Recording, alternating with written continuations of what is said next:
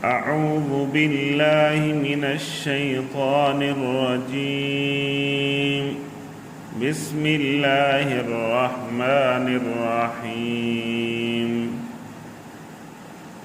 محترم سامعین، آج ہم تختی نمبر 7 کھڑی حرکات پڑھیں گے۔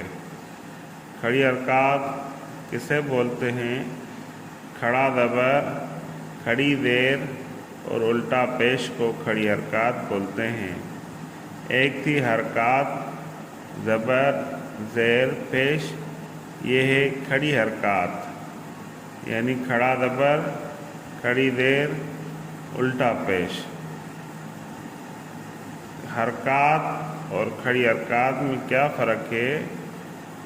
حرکات جو پڑی حرکات ہیں ان کو جھٹکا دے کر نہیں پڑھتے، کھینچ کر نہیں پڑھتے، مجھول نہیں پڑھتے۔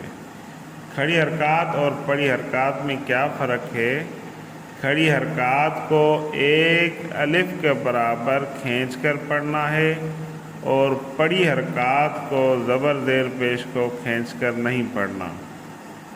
تو آج ہم اپنے سبق کو شروع کرتے ہیں۔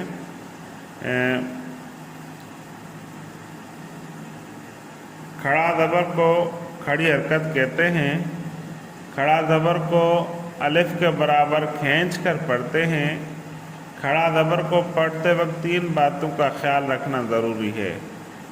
کھینچ کر بغیر جھٹکا دیے معروف پڑھنا ہے، یعنی ایک الف کے برابر کھینچنا ہے اور جھٹکا نہیں دینا اور معروف انداز میں پڑھنا ہے۔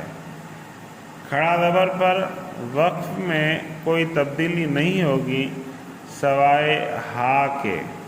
البتہ ہا پر کھڑا زبر کی مثال قرآن مجید میں، قرآن کریم میں نہیں ہے۔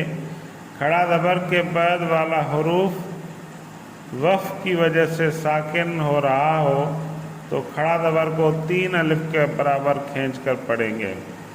کھڑا زبر کے ساتھ کہیں واو اور کہیں یا بھی لکھی ہوتی ہے، جیسے صلاح اور اغنا وغیرہ، تو ان کا نہ جوڑ میں نام لیں گے اور نہ ہی ان کو پڑھیں گے۔